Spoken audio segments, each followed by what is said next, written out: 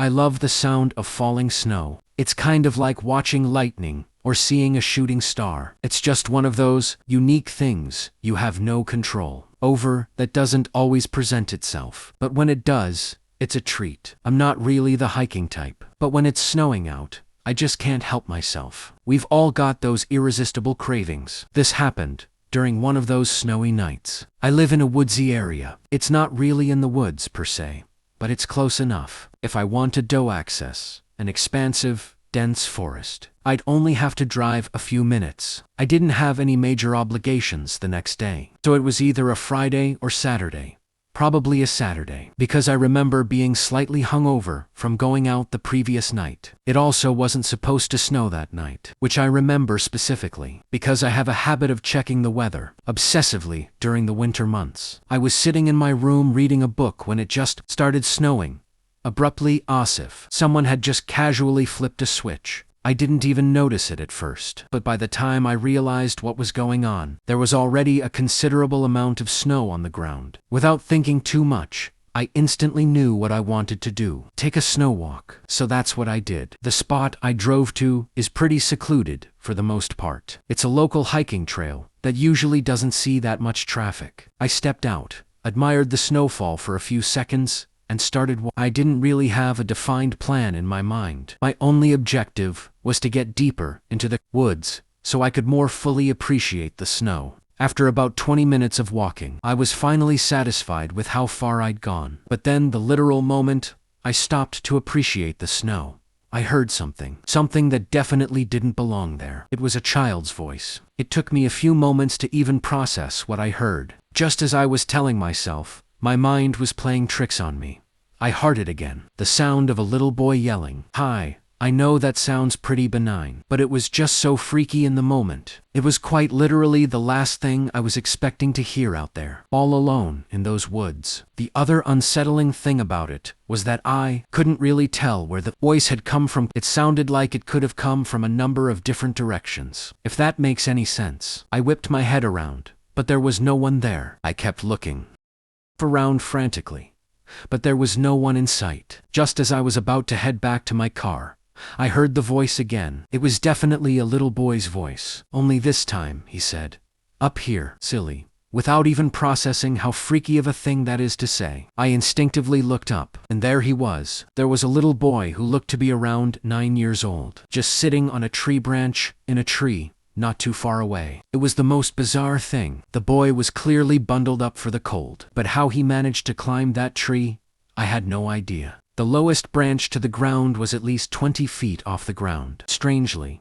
seeing him kind of calmed me down a little. It was almost like I had been afraid of not knowing where he was, as opposed to him being there. I walked over to the tree he was sitting on, keeping my eyes on him the entire time. He was smiling, this really wide grin that reminded me of the expression, "someone who hadn't learned to smile yet would make." My sense of security started disappearing the more he looked around, though. For starters, there wasn't a single footprint around the tree he was sitting in, meaning he had climbed up there before it had started snowing, meaning he had been sitting in that tree for at least 45 minutes. And that's not even mentioning the fact that he figured out a way to climb that thing in the first place. Like I said, it would have been exceedingly difficult to do so, even if you had climbing experience. The tree was perfectly straight. He would have had to shimmy me up 20 feet. He waved 8, and I didn't waste a second. I asked him how he got up there, and he told me it was a secret. Then he just went back to smiling. That awful grin. I didn't know what to do. This kid clearly didn't belong out there, and I felt compelled to do something. But what was I supposed to do? Try and climb the tree to get him down? Before I could think of something to say, he stood up straight on the branch he had been sitting on and said, "Watch this." Then, without warning, he leaned back and fell. He fell what must have been at least 30 feet. I screamed. There was nothing else I could do. I watched in horror as he landed directly on his back with a gruesome thud. I thought he was dead. There's no way any amount of snow could have cushioned that fall. I ran over to him, but before I could reach him, he sprung up off the ground and started running away from me. It was impossible. Falling from that height should have been enough to kill him. I screamed again, this time out of shock, and I watched as he ran off. deeper into the woods. Even with the bright snow on the ground, it was still dark enough for him to run out of sight. I don't know what came over me. Instead of doing the rational thing and turning around, I ran after him. I don't know why. I know myself. If a situation like that were to arise again, I turn around 99 times out of 10. But I guess this was just that one time. That's the only explanation I can come up with. I regained my composure and started following his footprints. Knowing Heckledon have gotten far, after a few seconds of running, I started to hear him laughing. Cackling is a better word. Honestly, it was really unsettling. It was like he was toying with me, playing a game, while I was out there scared to death. His footprints passed a nearby tree, and as I was running past, I felt something latch onto my back. Before I could react, I was tumbling to the ground, and this kid was on top of me, clawing at my neck and shoulders. I started screaming and blindly grabbed at him, but he wasn't letting go. He started wailing too, and I could feel myself starting to bleed. He was tearing into my neck with his fingernails, and I thought he was going to blind me. I managed to stand back up, and with all my strength, I flung him over my shoulder. He hit the ground, immediately got up, and ran deeper into the woods,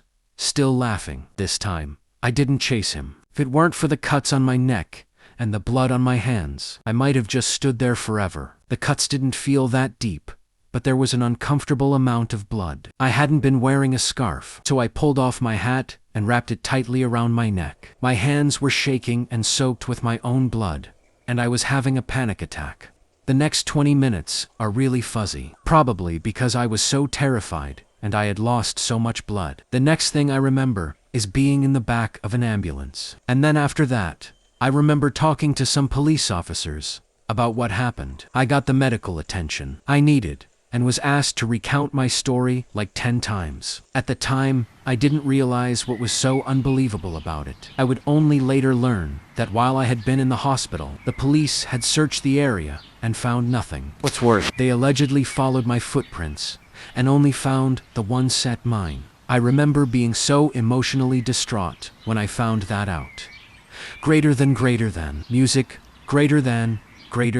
I was furious at the thought that they hadn't searched the woods thoroughly. But why would they lie? By the time I was discharged from the hospital and done talking to police officers, I didn't have much energy to do anything other than sleep. I can't remember if this was the day after or 2 days after.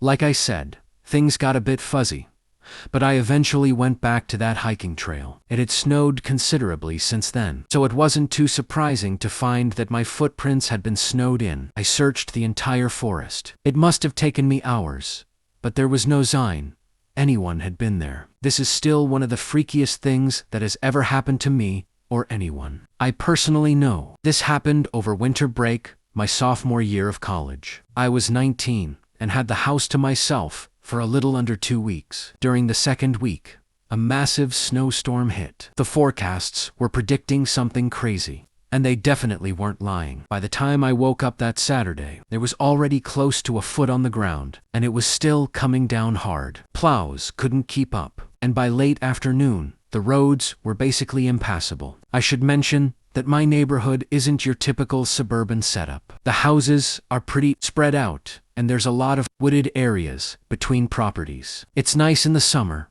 but in the winter, it can feel kind of isolated. Music that day, with the snow piling up and no cars on the road, it felt even more so. I was bored out of my mind.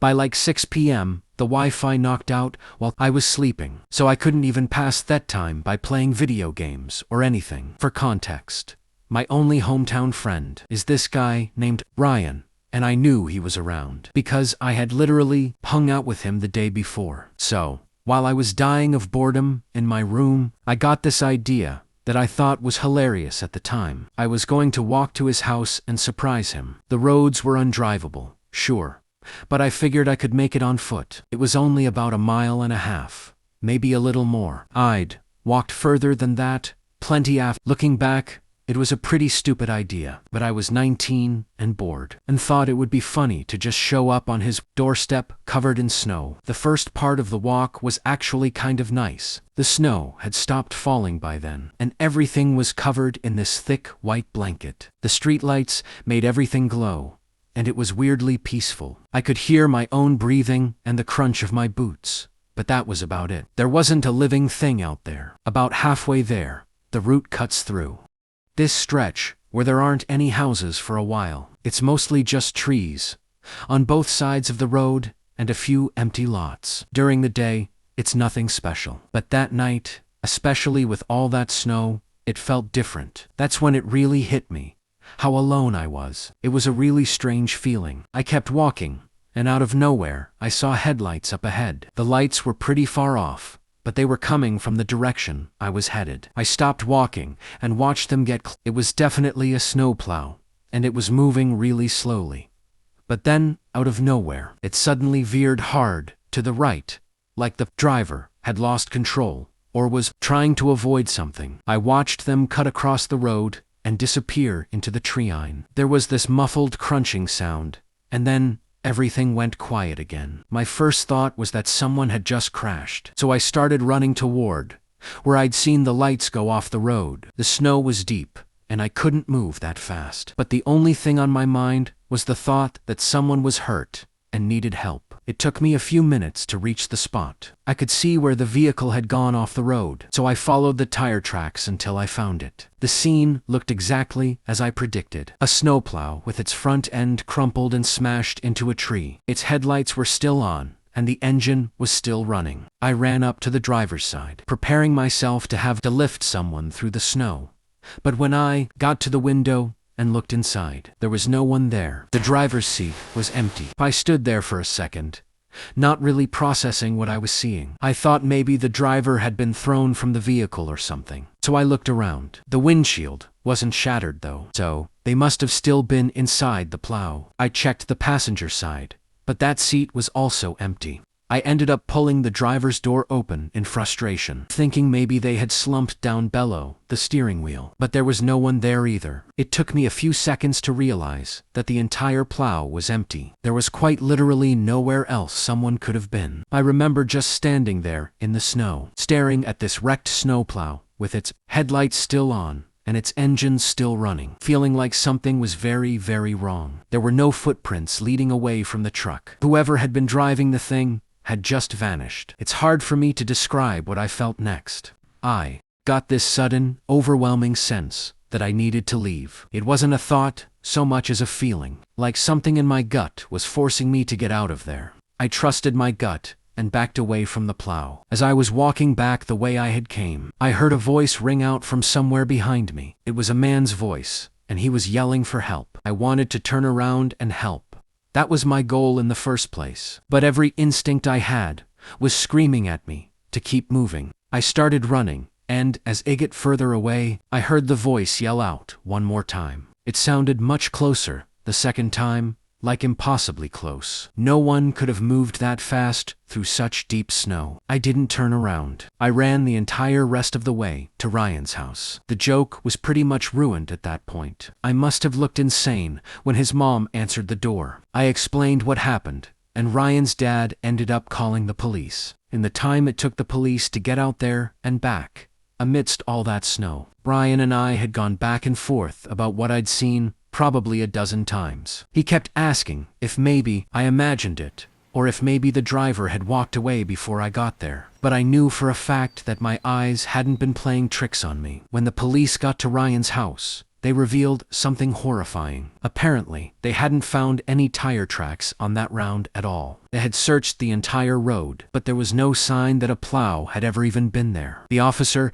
actually accused me of making the entire thing up, and I had to argue my case. I was practically begging them to believe me. The officer ended up just leaving, and there was nothing I could do about it. I stayed at Ryan's that night. I didn't want to walk back home in the dark, and honestly, I don't think I could have even if I wanted to. The next morning, after the plows had finally cleared the roads, Ryan's dad drove me home. I've thought about that night a lot since then, and every time I do, I come to the unfortunate conclusion that what happened to me is just one of those unexplainable things. I guess it's possible that I hallucinated the whole thing, but that terrifies me just as much. I'm Sebastian, and I go by Sebi. This happened back when I was a sophomore in high school. About 7 years ago now. I went to a private school in a nearby city, which meant I had to commute on public transportation every day. Train in the morning, train in the afternoon. It sounds tedious, but honestly, I didn't mind it. Most of my friends lived